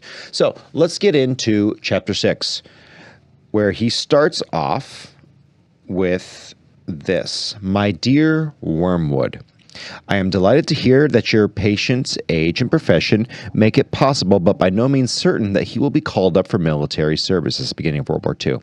We want him to be in the maximum uncertainty so that his mind will be filled with contradictory pictures of the future, every one of which arouses hope or fear. There is nothing like suspense and anxiety for barricading a human's mind against the enemy. The enemy would be God. He wants men to be concerned with what they do. Our business is to keep them thinking about what will happen to them. Your patient will, of course, have picked up on the notion that he must submit with patience to the enemy's will. What the enemy means by this is primarily that he should accept with patience the tribulation which has actually been dealt out to him, the present anxiety and suspense. It is about this that he is to say, "Thy will be done." And for the daily task of bearing this is that daily bread which will be provided. It is your business to see that the patient never thinks of the present fear as his appointed cross, but only the things that he is afraid of. Let him regard them as his crosses. Let him forget that since they are incompatible, they cannot all happen to him, and let him try to practice fortitude and patience to them all in advance. For real resignation at the same moment to a dozen different and hypothetical fates, it is almost impossible. And the enemy does not greatly assist those who are trying to attain it. Resignation to present and actual suffering, even where that suffering consists of fear, is far easier and is usually helped by this direct action. What he is saying here, what Lewis is inferring through his literary screw tape, when we are focused not on reality, but we are in the mind-wandering state, and new studies have come out recently on this, that mind-wandering actually affects your IQ. It reduces neuroplasticity. It is not healthy. It prevents you from being able to learn. So the more you allow your mind to wander and to persist, and social media does this. I was going to say on the phone. steroids. Yep. So not being focused is where Satan wants you. And so these little glittery portals to hell that we carry in our pockets. Not only can videos of people doing acts that you should not watch be present there, but also just the mindless scrolling. Not only does it reduce your IQ, but it also separates you from God. It is one of the primary tools in the enemy of our soul's toolbox to attack you. So be aware that that is something that is in the mind. Also, I've said it many times, and I forgot that this was coming up today, but in the back of my mind, it must have been there. My cross to bear. Your cross to bear is your sin and your suffering for that day. Okay. It is not all of the things, all of the ills and oughts that you have with someone else. If Satan can get you thinking that your cross is to bear with Charlie's BO, okay, like, oh, I sit next to Charlie and he thinks, guys, I haven't smelled him, but that's a good sign. From over here, I can't smell him. I have neither Joe Biden sniffed him, nor do I smell him from here, so that's a good sign. So I'm just going to say that. But I'm saying if Charlie stunk to high heaven, and if Satan could get me to despise him because of bad odor and say, oh, that's my cross to bear, I'd be focused on Charlie. I would not be focused on either my own sin or on God. Right? I'm using a ridiculous example right now. But it's a good analogy to see the simplicity of it. So if you can focus, if you can be drawn away, that is the issue. Thank you for bringing my sin up. That I've been focusing on Charlie's odor. Thank you for bringing that up in front of everybody. Mr. Producer. I appreciate that. An important spiritual law is involved here. An important spiritual law, Mr. Producer, if you will, an important spiritual law is here involved. I have explained to you, I have explained that you can weaken his prayers by diverting his attention from the enemy himself to his own states of mind about the enemy. You can divert your attention from God to your own thoughts about how you are reconciled to him. On the other hand, fear becomes easier to master when the patient's mind is diverted from the thing he feared to the fear itself, considered as a present and undesirable state of his own mind, and when he regards the fear as his appointed cross, he will inevitably think of it as a state of mind. One can therefore formulate the general rule: in all activities of mind which favor our cause, encourage the patient to be unself-conscious and to concentrate on the object, but in all activities favorable to the enemy, bend his mind back on itself. What he's saying is, if the demons and devils of hell, if your flesh, okay, it's not always Satan, a lot of times it's your own shoelaces, it's your own humanity tripping you, okay? But if you can be so focused on fear itself that you don't focus on God, you're losing the battle. If you can be so focused on your holiness and on your righteousness and how good you are and how humble you are, okay, jokes aside, if you can be focused so much on yourself that you're not looking at God. So the thesis of this is be looking at God. Be looking upward always. But continuing, next slide, Mr. Producer. Let an insult or a woman's body so fix his attention outward that he does not reflect, I am now entering into a state called anger or into a state called lust. Contrariwise, let the reflection, my feelings are now growing more devout or more charitable, so fix his attention inward that he no longer looks beyond himself to see our enemy or his own neighbors. As regards his more general attitude to the war, you must not rely too much on those feelings of hatred which the humans are so fond of discussing in Christian or anti-Christian periodicals. In his anguish, the patient can, of course, be encouraged to revenge himself by vindictive feelings towards the German leaders. Remember, this is an Englishman in World War II. And that is good as far as it goes. But it is usually a sort of melodramatic or mythical hatred directed against imaginary scapegoats. He has never met these people in real life. They are lay figures modeled on what he gets from newspapers. The results of such fanciful hatred are often most disappointing, and of all humans, the English in this respect, the most deplorable milksops. They are creatures that are of the miserable sort who loudly proclaim that torture is too good for their enemies, and then will give tea and cigarettes to the first wounded German pilot who turns up on their back door. Do what you will, there is going to be some benevolence as well as some malice in your patient's soul. The great thing is to direct the malice to his immediate neighbors whom he meets every day, and thus his benevolence out to the most remote circumference, to the people he does not know. The malice thus becomes wholly real and the benevolence largely imaginary. There is no good at all in inflaming his hatred of Germans if, at the same time, a pernicious habit of charity is growing up between him and his mother, his employer, and the man he meets on the train. Think of your man as a series of concentric circles, with his innermost, his intellect, or with his will being the innermost, his intellect coming next, and finally his fantasy. Now here Lewis lays out something very, very important. You can hardly hope at once to exclude all of the circles, from all the circles, everything that smells of the enemy, goodness. But you must keep on shoving all the virtues outward till they are finally located in the circle of fantasy. This is the liberal problem, by the way. And all of the desirable qualities inward towards the will. It is only insofar as they reach the will that they are embodied in habits, and the virtues are really fatal to us. I don't, of course, mean what the patient mistakes for his will, the conscious fume and fret of resolutions and clenched teeth, but the real center, what the enemy calls the heart.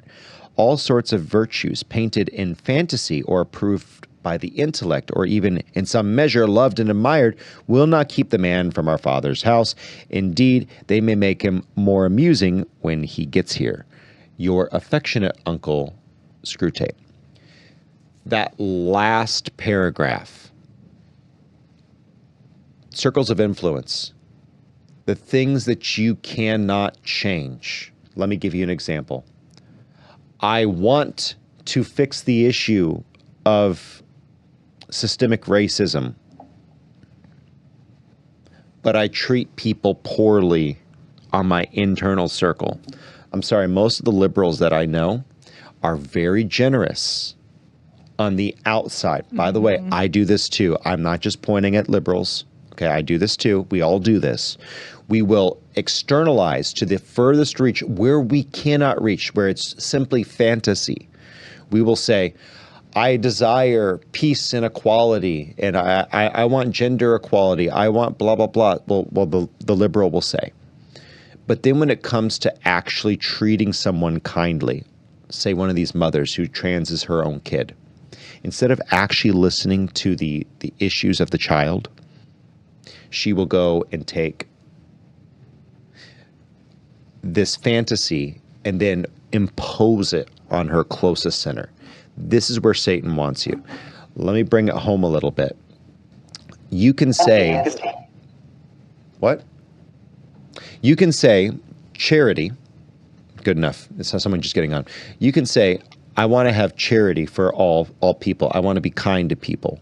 I believe that people should be well-tempered and well-meaning. But when I come to church, do I treat people in my church that way? I can say, hey, men need to be good fathers. Sons need to be good sons. But then when I interact with my own family, do I act that way? Or am I so disconnected? Where's the fantasy and then where's the reality? Your innermost heart, is that really where your values are? And are your values actually shown there? If Satan can divorce you from that, I can say, I want to be nice to Mr. Producer, and he deserves a good shake. But if I treat him curtly, okay, Satan's one. He needs my a good flesh shake. Is one. He needs a good shake, but that's another issue. He might have been shaken a little bit too much as a kid. So 76 Red Pills has a question here. I'm not sure that I understand it.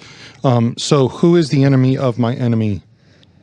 So in this story, the Screw Tape Letters, enemy is actually referred to as God, because remember, the story is being told from Satan's perspective.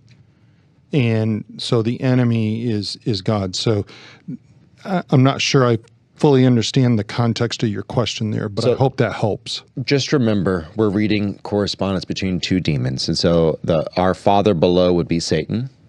Our enemy, or the enemy himself, would be God. When we're reading Lewis's Screw Tape Letters, you have to be thinking about this from the perspective of the demonic. It's a backwards complete book. Inversion. Yeah. So you have to remember that we're dealing with an inversion. So with that said, just remember it's all about, can you start with the end in mind? Do you start your day thinking about eternity?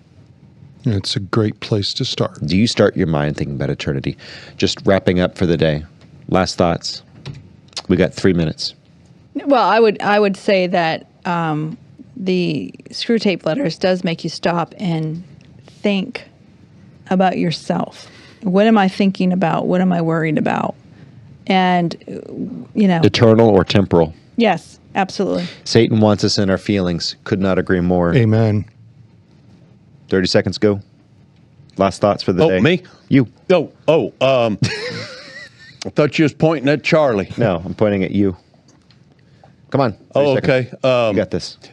With the cartels and the Mexican government, it's like you and I had talked before, the Mexican government is most definitely, it's a narco state.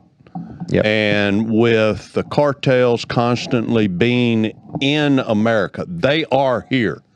And they constantly have conflicts with Border Patrol and the different military that's along the, it's constantly happening.